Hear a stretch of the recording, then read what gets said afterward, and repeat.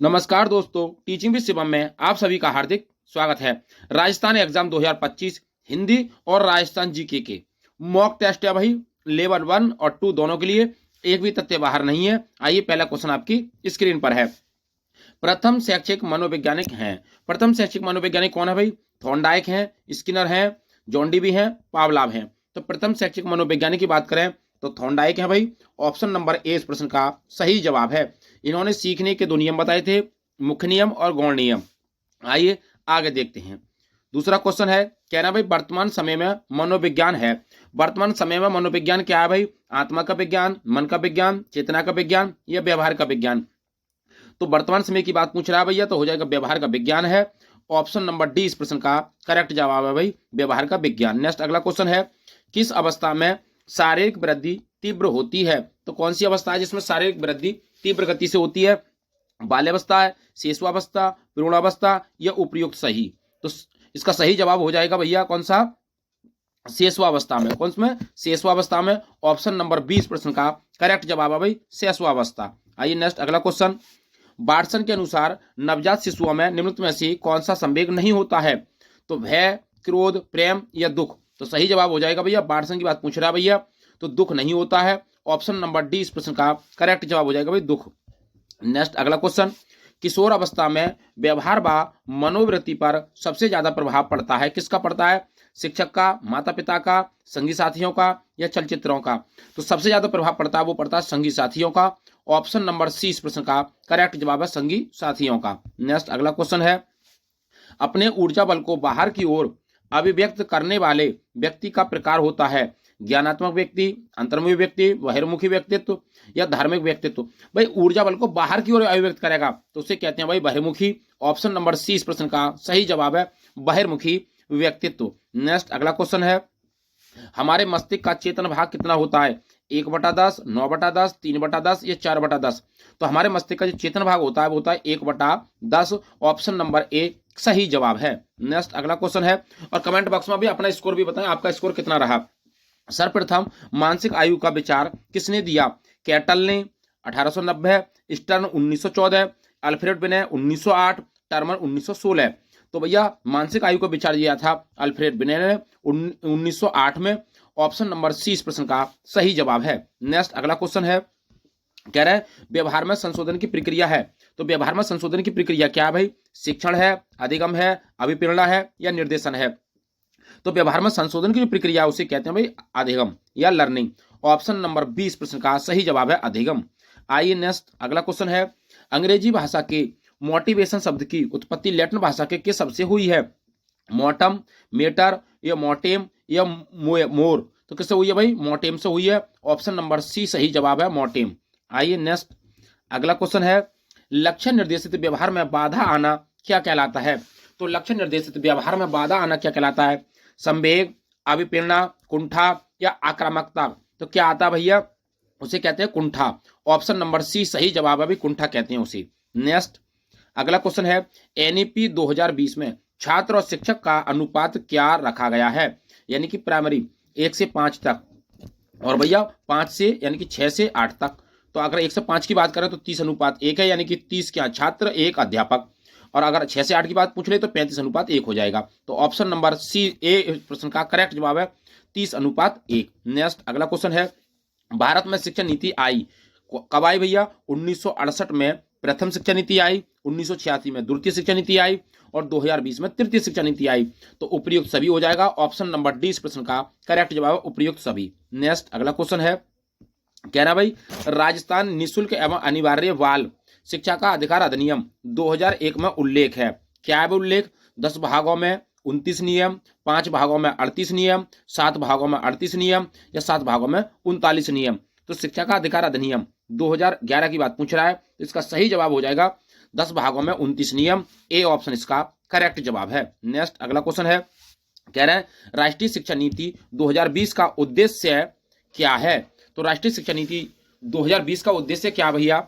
शिक्षा बिना बोझ के, सबका साथ सबका विकास, भारत को एक वैश्विक ज्ञान महाशक्ति बनाना या सब पढ़ें सब बढ़ें? तो सही जवाब है ऑप्शन नंबर सी, भारत को एक वैश्विक ज्ञान महाशक्ति बनाना। नेक्स्ट अगला क्वेश्चन है, कह रहे हैं कि भाई किस संधि में आ के बाद ए अथवा ए आने पर ए होता है, दीर्घ संधि, गुण संधि, वृद्धि संधि या यण संधि। तो भैया वृद्धि की बात पूछ रहा है, क्योंकि ये होता तो हो जाता गुण संधि, अगर ये पूछ रहा है भैया तो हो जाएगा वृद्धि संधि। ऑप्शन नंबर सी इस प्रश्न का करेक्ट जवाब हो जाएगा वृद्धि संधि। नेक्स्ट अगला क्वेश्चन है, कह रहे हैं निरोग में संधि होकर सही शब्द बताइए। भाई निरोग में सही शब्द, निरोग ये लिख रखा है भाई, निरोग में कौन सी संधि है, कैसे क्या अक्षर बनेगा भाई इसका संधि करें तो भाई निरोग बनेगा, निरोग बनेगा, निरोग बनेगा, उपयुक्त में से कोई नहीं, तो भैया ऐसा लिखा जाएगा निरोग। फिर भैया बड़े की मात्रा बन जाएगी, ऑप्शन नंबर सी सही जवाब हो जाएगा, निरोग होगा। नेक्स्ट अगला क्वेश्चन है, निम्नलिखित में से नवग्रह में कौन सा समास है। भाई नवग्रह में कौन सा समास है, तत्पुरुष समास है, द्विगु समास है, द्वंद्व समास है, बहुव्रीहि समास है। तो नवग्रह संख्या की बात है तो कौन सा हो जाएगा, द्विगु समास हो जाएगा। ऑप्शन नंबर सी सही जवाब है, द्विगु समास, बी।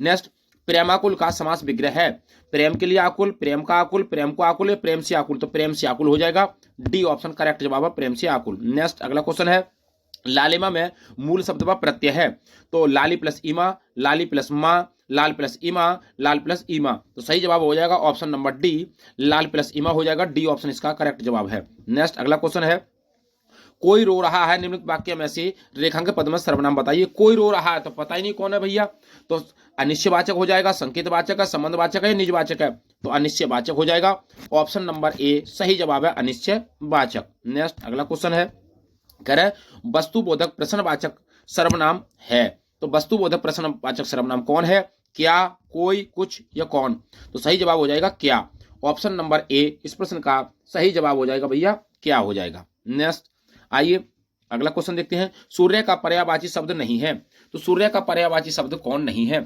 मारतंड है, भास्कर है, निशाचर है, दिनकर है। तो मारतंड, भास्कर, दिनकर ये सूर्य के पर्यायवाची हैं, लेकिन निशाचर नहीं है, ऑप्शन नंबर सी इस प्रश्न का सही जवाब है निशाचर।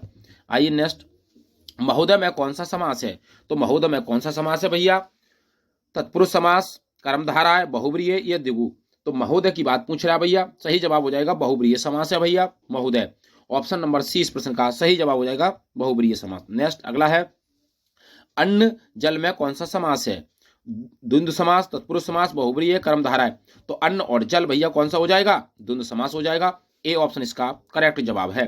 नेक्स्ट 1857 की क्रांति के समय बर्लू का युद्ध किनके बीच हुआ था, तो 1857 की क्रांति के समय बर्लू का युद्ध किनके बीच हुआ था भैया, मारवाड़ व आउवा, मारवाड़ एवं आलनियावास, मारवाड़ एवं आसोप, मारवाड़ एवं कोठारिया, किसके मध्य हुआ था, तो इस क्वेश्चन का सही जवाब हो जाएगा मारवाड़ एवं आसोप के मध्य हुआ था, ऑप्शन नंबर सी इस प्रश्न का सही जवाब है। नेक्स्ट अगला क्वेश्चन है, स्थान जहां आउवा के ठाकुर कुशाल सिंह ने अपना अंतिम समय व्यतीत किया वह कौन सा स्थान था, कोठारिया, आटवा, उदयपुर, ये नीमच, तो कौन सा स्थान था, तो वो था उदयपुर, ऑप्शन नंबर सी इस प्रश्न का सही जवाब हो जाएगा उदयपुर। नेक्स्ट आइए, जसनाथी पंथ किस प्रकार के नृत्य की उत्पत्ति बीकानेर के कतिया यानी कि कतिरियासर गांव में हुई थी, घुड़ला, चांग, बम या अग्नि, तो कहां की बात पूछ रहा है भैया, तो ये अग्नि की बात कर रहा है, ऑप्शन नंबर डी इस प्रश्न का सही जवाब है,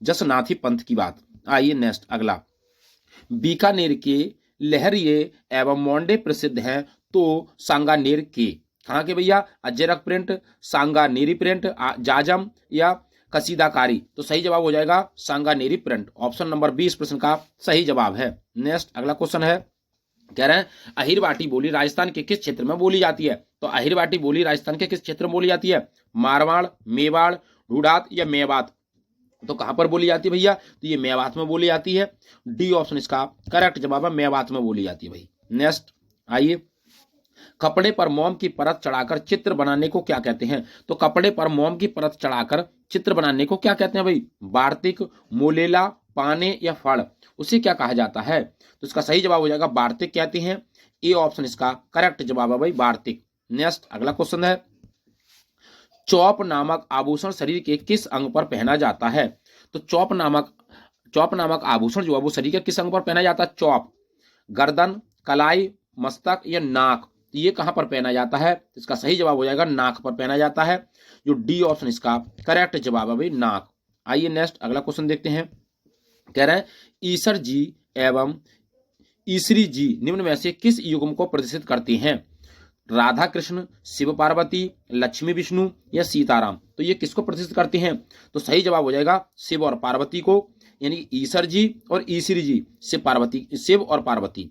ऑप्शन नंबर 20 प्रश्न का करेक्ट जवाब है शिव पार्वती। नेक्स्ट भाई, मल्लिनाथ पशु मेला आयोजित होता है। तो मल्लिनाथ पशु मेला आयोजित कहां पर होता है? झालरापाटम में या सवाई माधोपुर में या परबतसर में या तिलवाड़ा में? तो भैया कहां पर होता है मल्लिनाथ पशु मेला? तो इसका सही जवाब हो जाएगा तिलवाड़ा में। कहां पर भैया? तिलवाड़ा में होता है। ऑप्शन नंबर डी इस प्रश्न का सही जवाब है तिलवाड़ा। आइए नेक्स्ट अगला क्वेश्चन देखते हैं। और नेक्स्ट क्वेश्चन है भाई, तारागढ़ का किला किस प्रकार के दुर्ग का श्रेष्ठ उदाहरण है? औदक, गिरि, जल या घनवन? घनवन।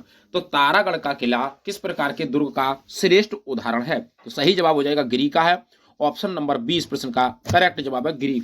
तो मैं उम्मीद करता हूं दोस्तों सीडीपी और हिंदी और राजस्थान जीके के जो महत्वपूर्ण प्रश्न थे आपको अच्छे लगे होंगे, और आप अपना स्कोर कमेंट बॉक्स में जरूर बताएं। चैनल पर नए हैं तो चैनल को सब्सक्राइब करें और कमेंट बॉक्स में अपना सुझाव अवश्य दें। ऑल द बेस्ट, थैंक्स, जय हिंद, जय भारत।